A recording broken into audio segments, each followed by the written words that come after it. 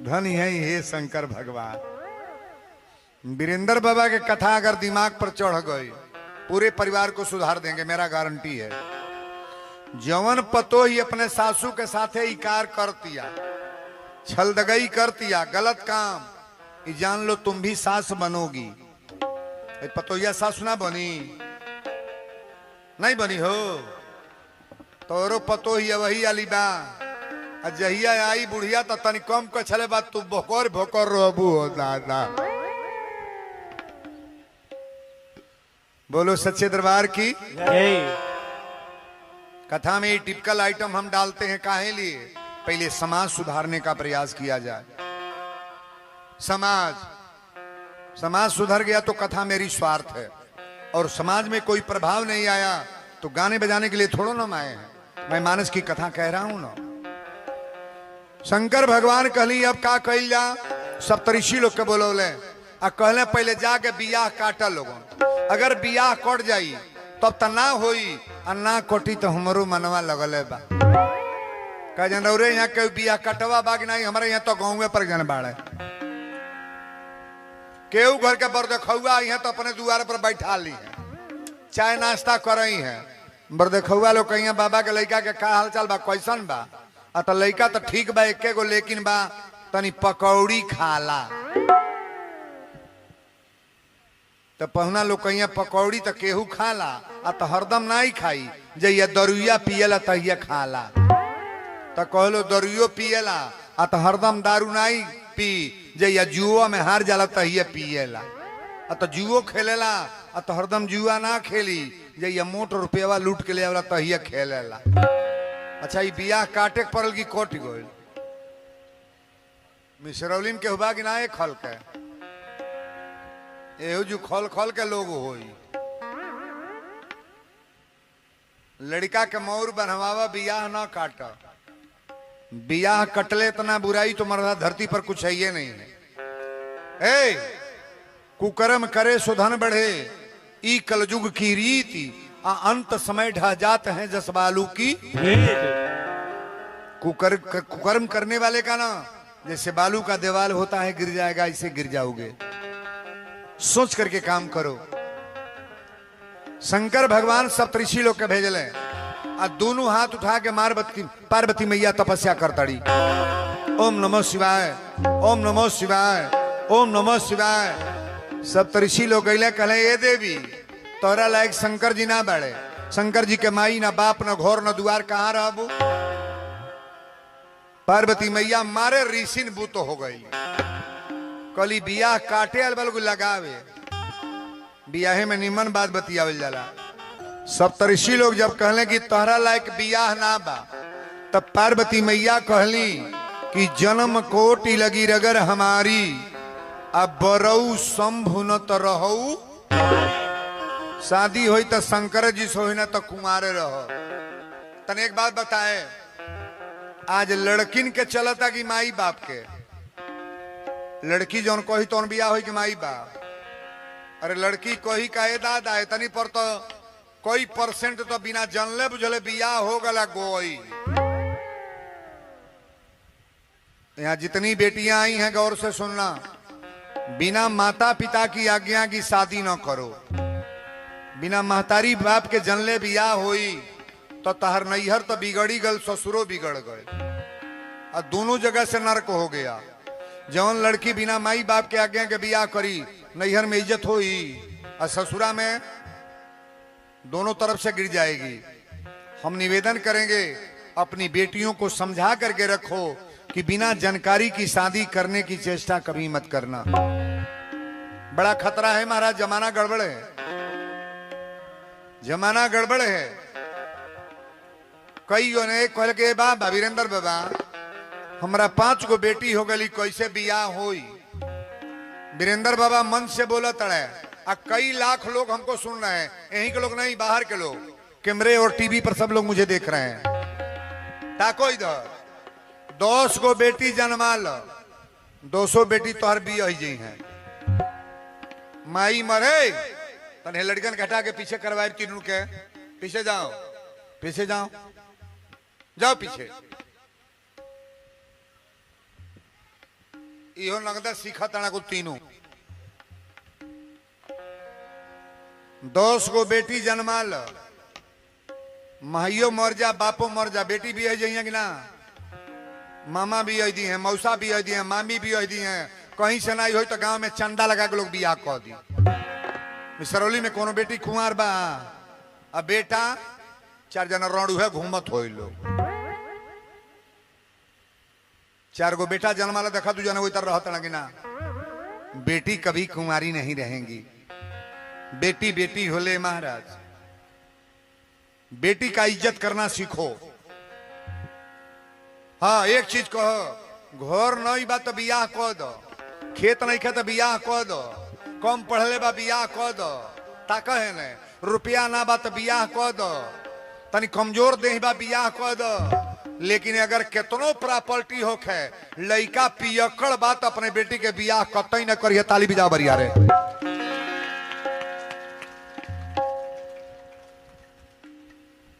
अच्छा तो पियकड़े लग बिहल जाए तो कुछ बची जो नहीं पीना ईटवा सरियावा तड़े लोग एहू लोग सब बियाह कह देबो इनका गुजर करा ली लेकिन राजा घरे बियाह हो जाए अगर पियकड़ लड़का बा तो सब नाश कर देगा महाराज इतनी सबसे ज्यादा बुराई हुई है बा मजा में लोग उड़ता मजा में आई मजा सबको सजा दे रहा है माई बाप के बर्बाद लड़का कर देता ना दारू पी के कजन मिसरौली में क्यों पिए लगना ये जू तो ना ही चल तो हो ये जू के दारू उरना पियत हो निमन गांव हो ये जू चलेला बुढ़िया कहती है तो झकझोर के चलता पिया लोगन पूरा गांव बोलो सच्चे दरबार की यानी देवता कहें कि देवी अब से बात मान लो पार्वती मैया कली कान खोल के सुन लो तजौन नारद करु उपदेशु आप कहूं सतबार महेशु अगर शंकर जी आके कहें कि बिहवा नहीं करब तब इनका पीछा छोड़ब ना यानी देवता कहले कैसे कटी अरे कैसे कटी हो गौरा मदारी संग जिंदगी केहू में सबका कटते न बा में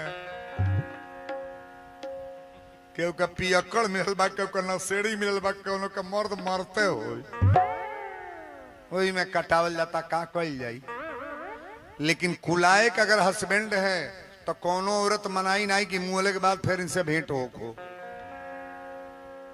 पति हो तो लायक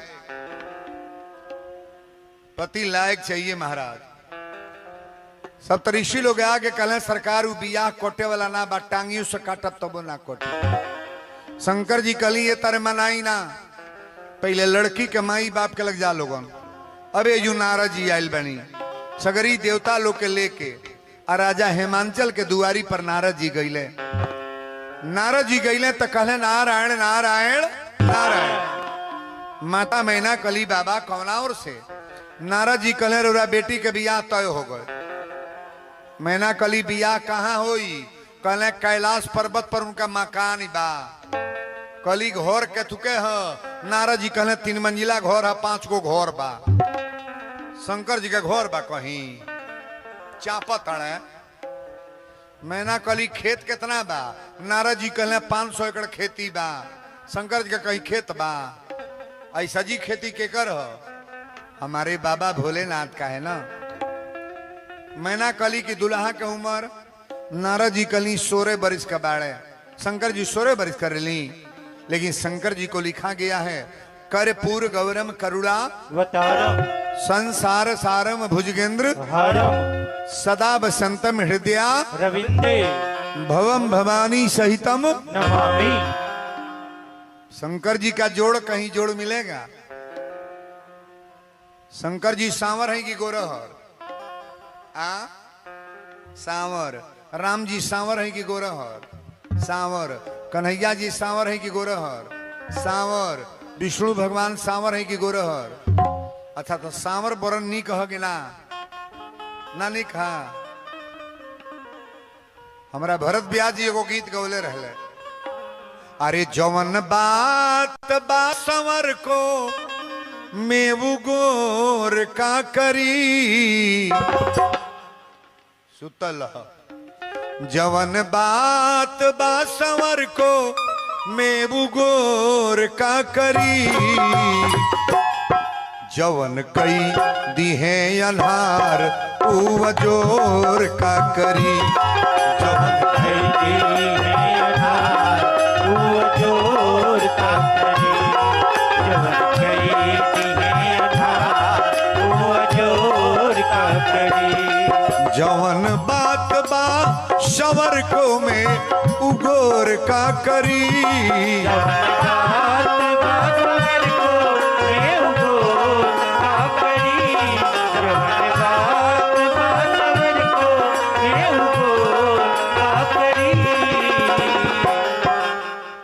एगो बात रुआ बताए गुरहरे देही पर कहीं करिया तिल हो जा तो कर बड़ाई होई कि ना ना होई गुरहरे गाले पर तिल हो जाता है लीलारे पर हो जा चाहे नाके पर हो जा चाहे ओठे का बगली में हो जा तो निमन कहल जाएगी ना अरे इनका तिल एकदम करेजा काढ़ी लेला करिया तिल कहो गुरहरे पर करिया जाई तो सूट करेगी ना सूट आ सांवरे देही पर कहीं गोरहर हो जा तो शुभ मान ली हो उसे क्यों दे ही ना छुआई कोई लोग दादा करा पतोही के चौरक बा सांवरे पर गोरहर भइल तो चौरक आ गोरहरे पर सांवर गई तो उसको तिल कहते हैं। ताली भी जालो बरिया रे।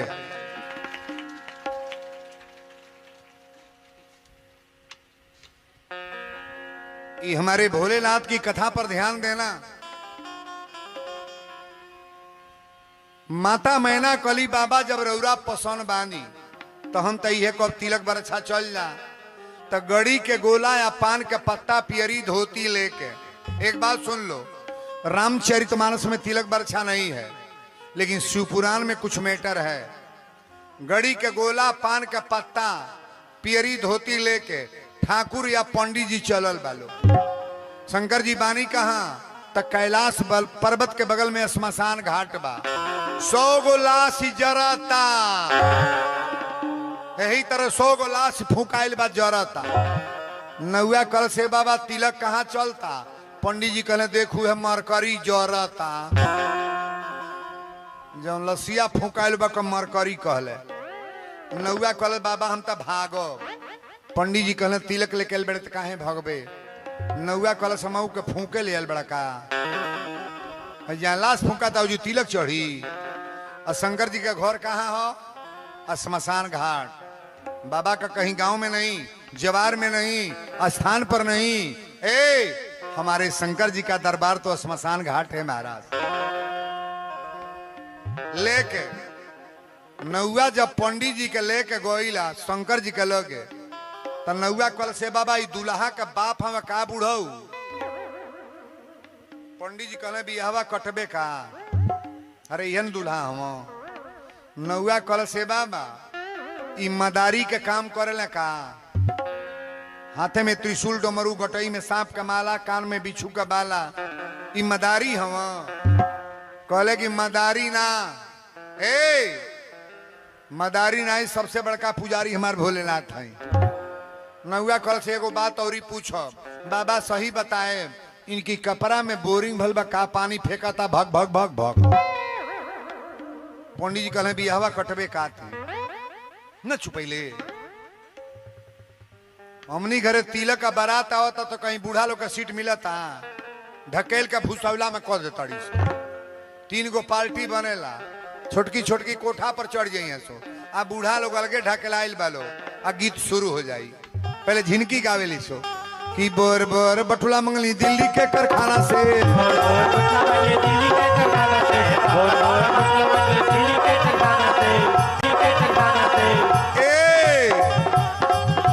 बोड़ बोड़ बटुला मंगली दिल्ली के कारखाना से।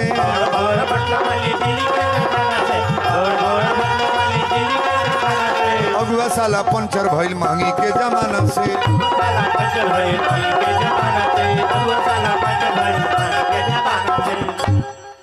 बड़ बड़ बटुला मंगली दिल्ली के कारखाना से अगुआ साला पंचर भइल महंगी के जमाना अब बुढ़िया पार्टी कढ़ल बा कड़ेरे गई माई के बियाह होके जाता जन माई के बैठावल जाता कस के गई हलो चाप के कि आजू मोरी शिवा जी के तिलक आयो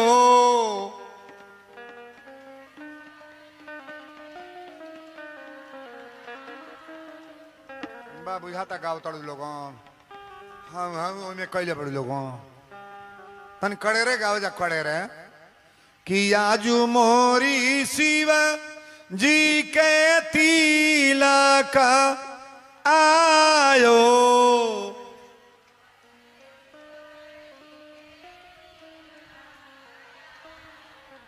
जितना पर गवाता न इतना पर हमारे यहाँ संझा पर आती गवाला चार गो बूढ़ियो सरवा में बैठ जाए सो लगनिया धरा जाई तो शुरू कर दिए सो आहो आहो सांझा गो साईं त केही तुम्हें माँ नहीं गवाला ऐसे विपत पड़ जाला भिन सहारावा कोनो झोटवे खोल के बैठल बा कोनो के साल होने घिरियाता शुरू कर दिया सो हे भोरा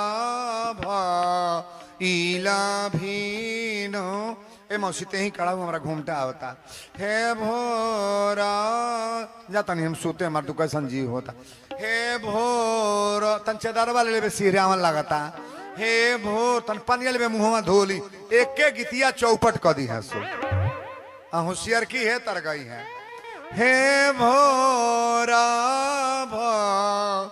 इला भीनो सहाराची इरैया एका बोले ले हे जाई जा गाई हा बरम बाबा शोभा घरे मंगल हे जाई जा गई हा देविया मैया शोभा वही में अकेला और गालू सो हे बाढ़े को अवानी दे के नई हर को अवानी दे के अच्छा ही बताइए बुझाता कि नहीं बियाह होके जाता नहीं बुझाता भगवान भोलेनाथ के बियाह शंकर जी के बियाह वीरेंद्र बाबा करा में बुझेबे ना करी कड़ेरे गाइए कड़ेरे कि आजू मोरी शिव जी के तिलक आयो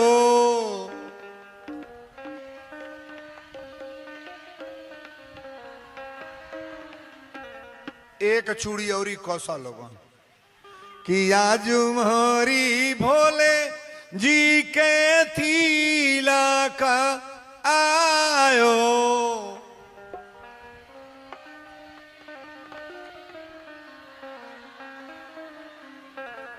अंगना में बाजेला बधाई रे माई कुछ बरनी न जाई अंगा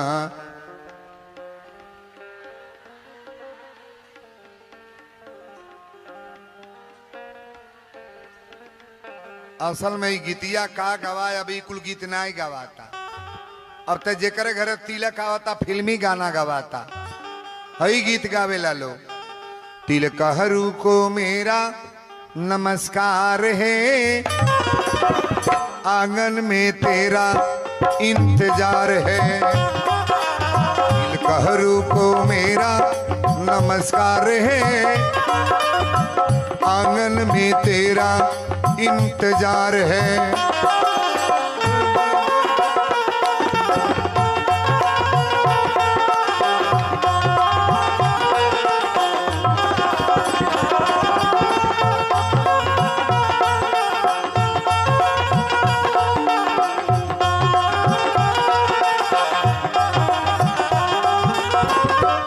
आंगन में कब तक वो आएंगे,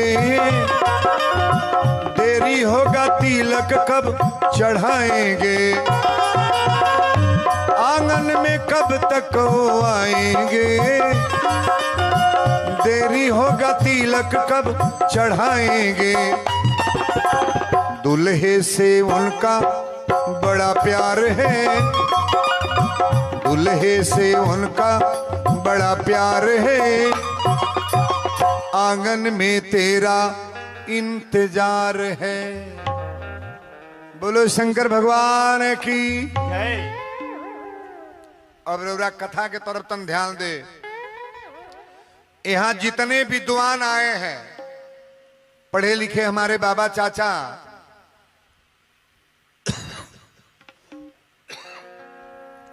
के ऐसन दामाद बनल जेकर मौर को वो उतरल ना। मौर राम जी के मौर उतर गल कि ना, उतर गई। कन्हैया जी के मौर उतरल कि ना, उतर गई। विष्णु भगवान के मौर उतरल कि ना, उतर गई। लेकिन आप बताओ, शंकर जी के मौर को वो उतरल बा, उतरल बा। तो शंकर जी के डुप्लीकेट मौर ना है। तुलसी बाबा लिखली कि शिवही शंभुगन करही सिंगारा, आ जटा मुकुट यही मोर सवारा। शंकर जी के जटा बटले बा, आ यही माने सांप। सपवा या जटा लेके एके गो मौर बनल। हमरा बाबा के मौर को वो उतरल ना। लेकिन मौर जब चढ़ावल है तो तुलसी बाबा तुरंत लिखले दुल्हा बनत है। बड़ा सुंदर भाव है कि कर त्रिशूली डमरू बिराजा,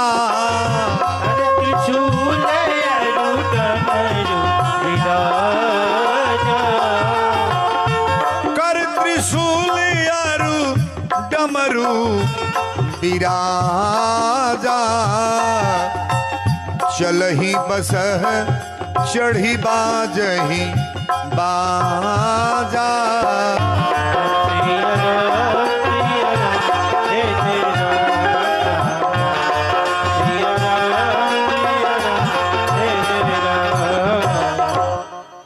कर त्रिशूल यरु डमरू बिराजा, चलही बसह चढ़ी बाजही बाजा। कौने सवारी पर दुल्हा बनली बाबा? कौन सवारी है? मारुति। ताका है न, शंकर जी के घर में सब जानवर सवारी है। शंकर जी के कौन सवारी है? बसहा बैल। और शंकर जी के औरत का नाम है दुर्गा। दुर्गा जी के सवारी बोला ना, दुर्गा जी के सवारी शेर बाघ। शंकर जी के सवारी बैल और दुर्गा जी के सवारी बाघ। अच्छा ये बताओ, बाघ है बैल एक लग रहे हैं तो मर्डर होई कि ना? ना होई, नहीं होई। एक जो मोरी कि ना मरी। शंकर जी के सवारी बसहा बैल और दुर्गा जी के सवारी बाघ। बाघ बैल एक लग रहे हैं तो तुरंत खतरा बा।